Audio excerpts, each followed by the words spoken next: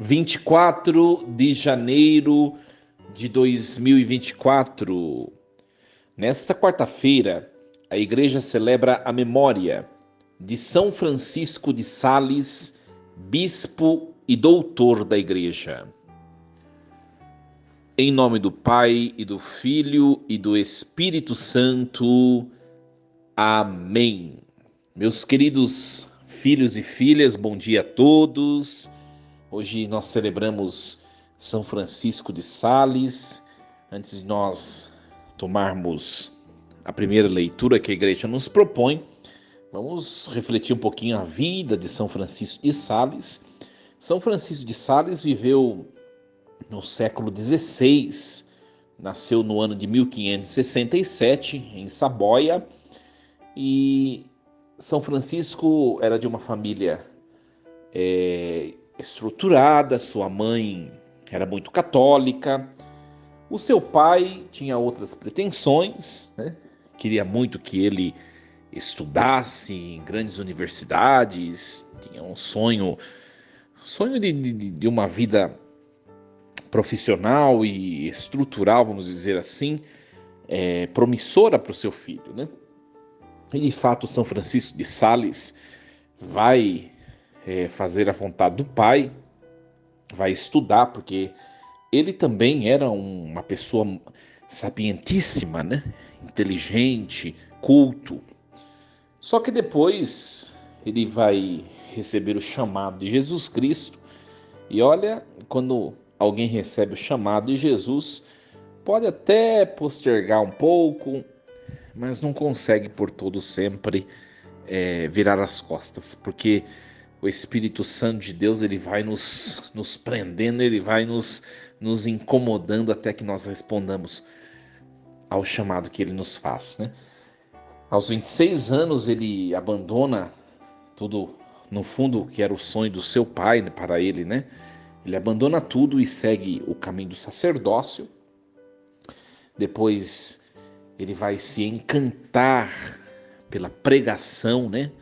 Acho que a satisfação maior dele era pregar, né? Conta-se que ele anunciava o evangelho da verdade aos calvinistas, aos protestantes calvinistas, né? Chegava até a fazer panfletos para distribuir, para evangelizar, para ensinar a verdade, né?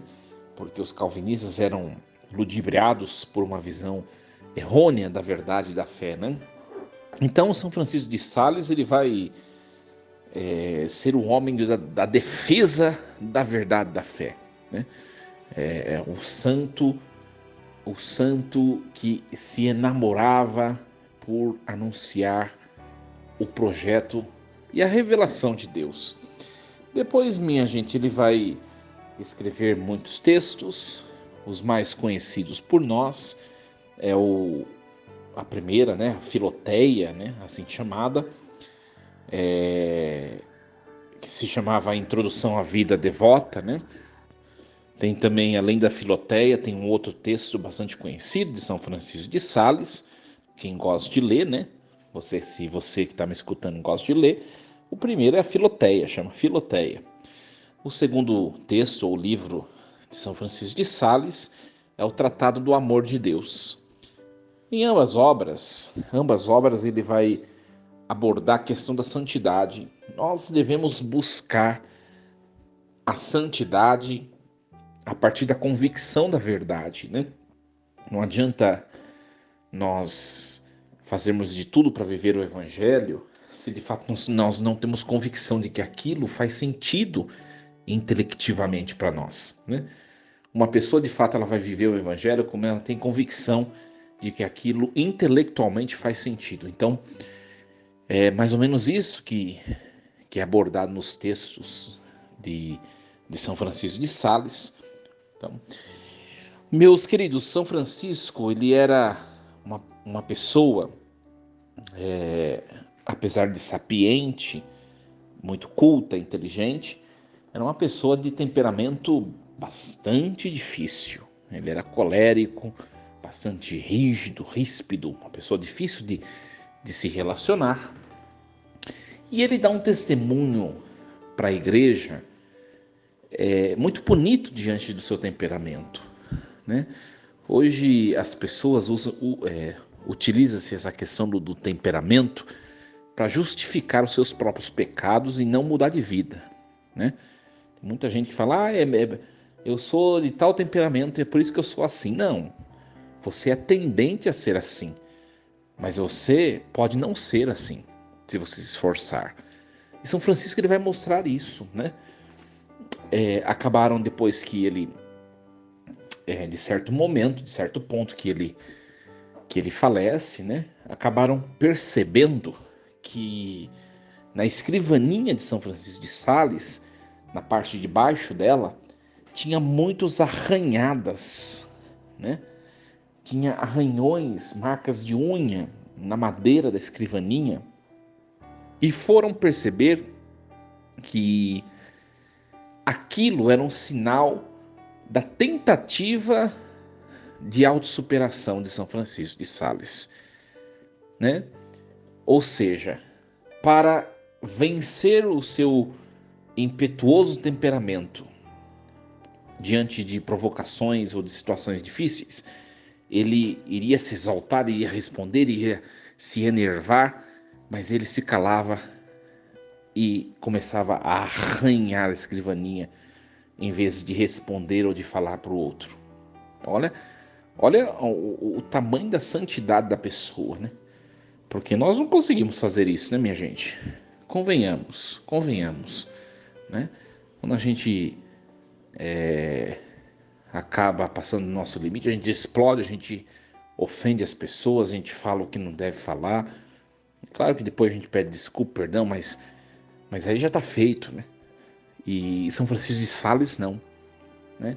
Um traço brilhante, um traço belíssimo do seu modo de reagir ao mundo é que ele conseguia vencer a si mesmo pelo sofrimento próprio para não fazer sofrer o outro, né? Para não responder a alguém, para não ser estúpido com alguém, para não punir alguém com o falar dele, ele se automutilava, né? Ele arranhava aquela escrivaninha. Às vezes, minha gente, é um ensinamento muito bonito para nós. Às vezes é preciso a gente também dar a vida, né? Nem sempre o melhor a fazer é soltar o verbo, como diz o ditado. Nem sempre. Às vezes é melhor calar, rezar e escutar a Deus. Um testemunho muito bonito. Por isso que ele vai se tornar um santo doutor da igreja por sua mística, né? Por a sua mística, pela sua intimidade com Deus, sua espiritualidade. A espiritualidade consegue nos elevar a Deus.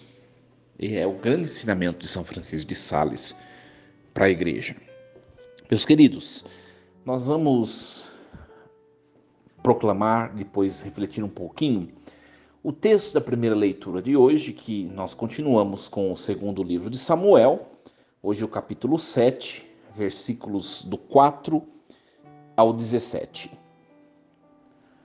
Naqueles dias, a palavra do Senhor foi dirigida a Natã nestes termos: Vai dizer a meu servo Davi, assim fala o Senhor: Porventura és tu que me construirás uma casa para eu habitar? Pois eu nunca morei numa casa, desde que tirei do Egito os filhos de Israel, até o dia de hoje. Mas tenho vagueado em tendas e abrigos. Por todos os lugares onde andei com os filhos de Israel, disse, porventura, a algum dos chefes de Israel, que encarreguei de apacentar o meu povo: Por que não me edificaste uma casa de cedro?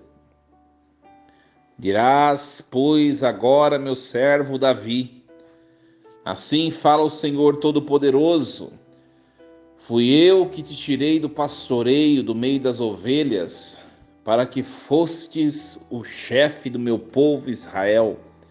Estive contigo em toda parte por onde andaste, e exterminei diante de ti todos os teus inimigos, fazendo o teu nome tão célebre quanto o dos homens mais famosos da terra. Vou preparar um lugar para o meu povo Israel e o implantarei, de modo que possa morar lá sem jamais ser inquietado. Os homens violentos não tornarão a oprimi-lo como outrora. No tempo em que eu estabelecia juízes sobre o meu povo Israel, concedo-te uma vida tranquila, livrando-te de todos os teus inimigos. E o Senhor te anuncia que te fará uma casa. Quando chegar o fim dos teus dias e repousares com teus pais, então suscitarei depois de ti um filho teu e confirmarei para sempre a sua realeza. Será ele que construirá uma casa para o meu nome, e eu firmarei para sempre o seu trono real. Eu serei para ele um pai, e ele será para mim um filho.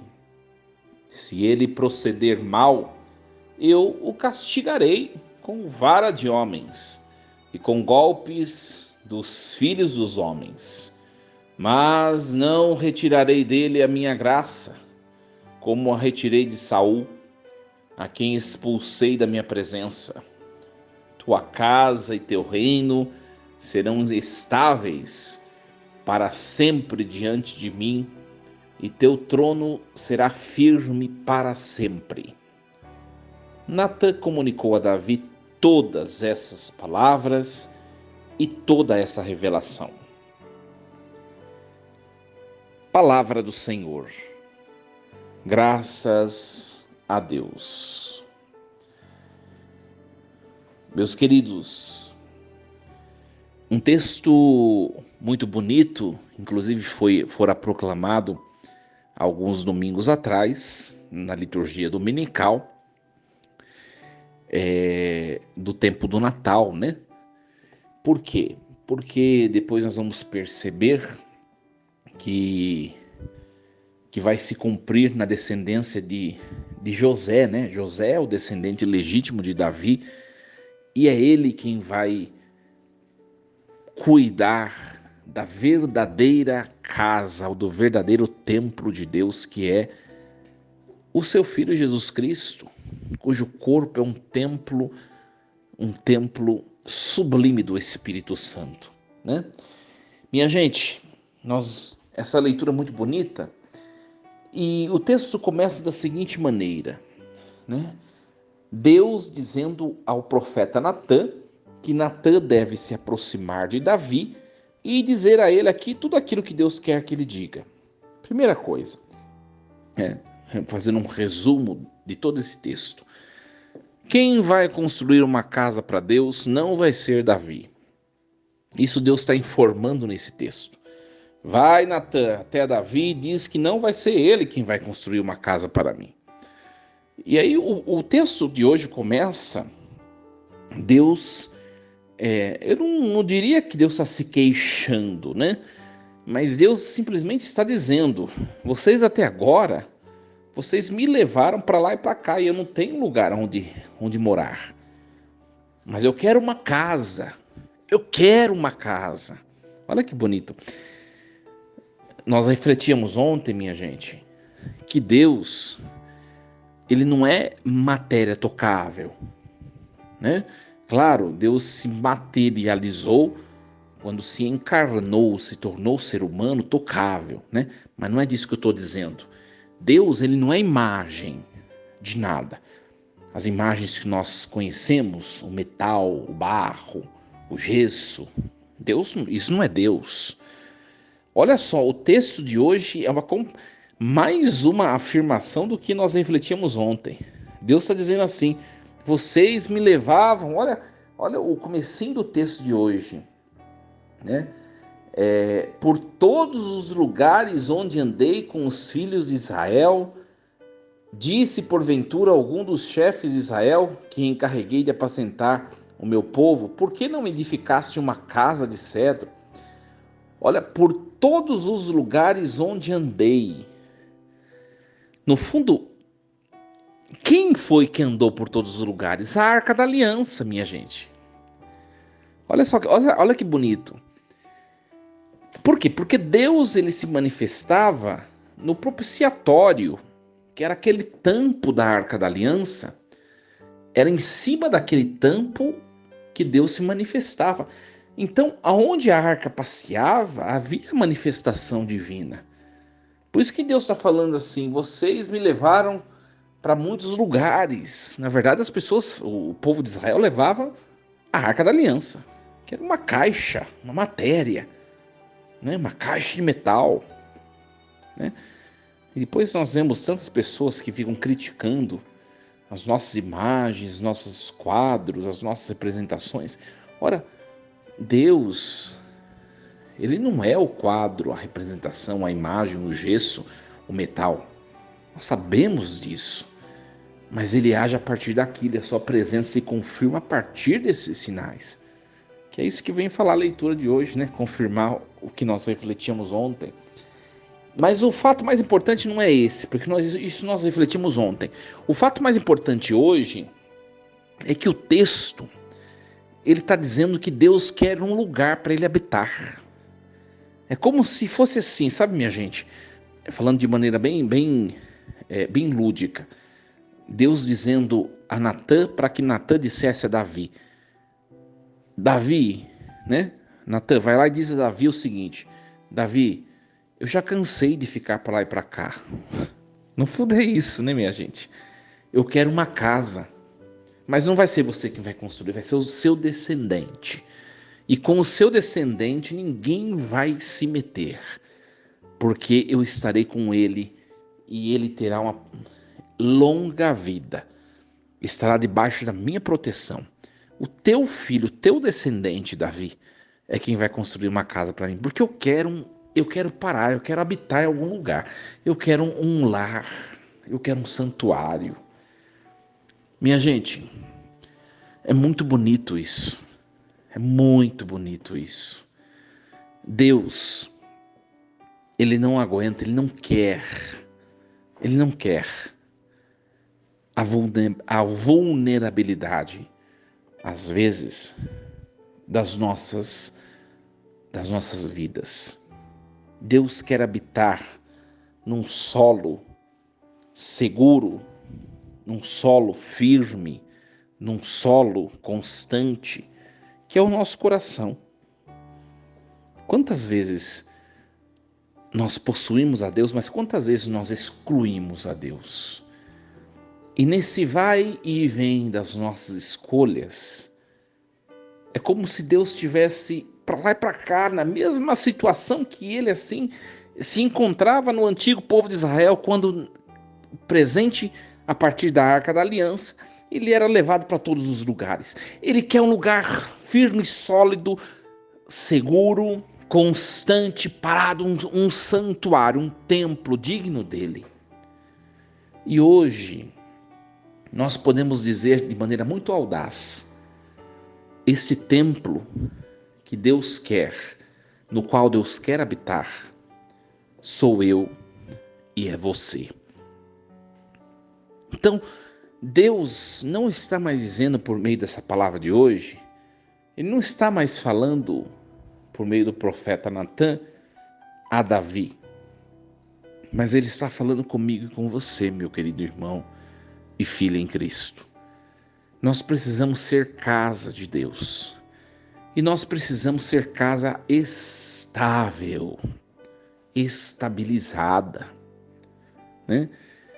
Eu dizia na minha homilia de domingo último, agora se você não escutou, vai lá e escute.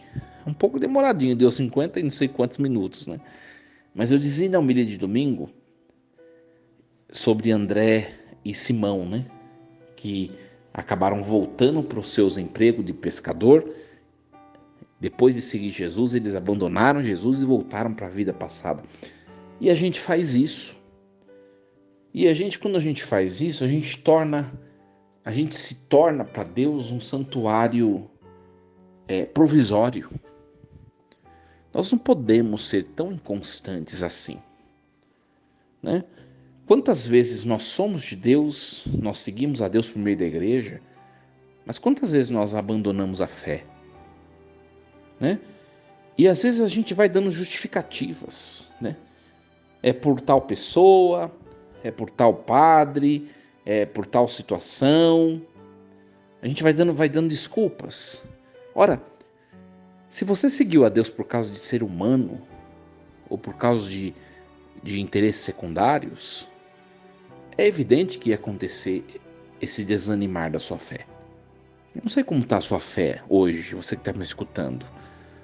Mas uma coisa é certa: se você de fato tivesse com seus olhos fixos naquele que é a razão de ser da nossa fé, do nosso crer, que é Jesus Cristo, você não tinha esmorecido na fé. Você não tinha deixado de ser santuário, você não tinha deixado de ser igreja. Mas eu sou padre, eu sou santuário, eu rezo, eu tenho minha fé em casa. Ora, isso tudo são desculpas que nós vamos inventando para nós nos esquivarmos do projeto de Deus, que é ser santuário magnífico ou magnânime, que é a igreja. Não tem jeito de ser templo de Deus sem ser igreja, minha gente. Não tem jeito, não adianta a gente ficar inventando desculpas. Por quê, padre? Porque Jesus, ele não foi pregando um evangelho por onde ele passava, um evangelho relativista. Ou vamos usar um outro termo muito mais perfeito. Ele não pregou um evangelho subjetivista. De tal maneira que ninguém precisasse de ninguém, cada um vivesse sua fé. Não foi isso que Jesus Cristo, Jesus de Nazaré, ensinou. Ele congregou um grupo discipular. Ele foi chamando, segui-me. Ele foi congregando um grupo, ele estruturou aquele grupo. Daquele grupo de discípulos, ele selecionou 12, que depois ele iria fazê-los bispos, como pastores de todos os outros discípulos. Então ele instituiu, né, aquilo que nós depois vamos chamar de igreja, que é o que nós temos hoje. Então foi vontade de Deus essa estrutura da qual hoje nós pertencemos. Eu tenho parte dessa estrutura. Então, quando eu vou me esquivando, me isentando do fato de ser igreja, por justificativas que são tantas, no fundo, eu não quero compromisso com Deus. E eu não congrego no templo único de Deus. Deus quer ser morada. Ele quer morar em nosso meio e quer que nós moremos dentro dele. Isso é ser igreja. Não existe desculpas. Não existe fé sozinha, fé solitária. Não existe presença de Deus subjetivista, como muitos têm pregado, né? Então, minha gente, nós vamos ver que, é claro que não vou entrar na reflexão que eu já fiz no tempo do Natal. Se você não escutou, depois você vai lá e escute. No último domingo do tempo do Advento, que eu falei sobre São José, né? Mas esse texto está falando, é do Antigo Testamento, mas depois nós vamos perceber que este filho, né, por meio do qual Deus vai construir um templo, embora nós pensemos, e o próprio texto sugira que seja Salomão, porque é Salomão que vai construir o templo de Jerusalém, mas na história, este filho vai ser José, do qual virá Jesus Cristo, o templo perfeito de Deus, né? O templo construído por Deus sobre o patriarcado de José. Então é muito bonito o texto, a escritura, a teologia, né? Que essa leitura de hoje tenha nos ajudado, minha gente, nos ajudado a perceber o quanto nós precisamos ser moradas de Deus, né? O quanto nós precisamos abrigar a Deus em nós, porque nós expulsamos, nós fechamos as portas, Nós fazemos o que o povo fazia com Deus, né? Levava para lá e para cá, e no fundo o Deus não tinha uma morada, não tinha um habitat, não tinha segurança em nós. Que nós sejamos homens e mulheres de fé firme, sólida. Que Deus assim nos ajude. Força e coragem. Desejo um dia abençoado, cheio de Deus, uma quarta-feira cheia de fé, de alegrias, em nome do Pai, do Filho e do Espírito Santo. Amém. São Francisco de Sales, rogai por nós. E lembremos-nos sempre, Deus está no comando de tudo.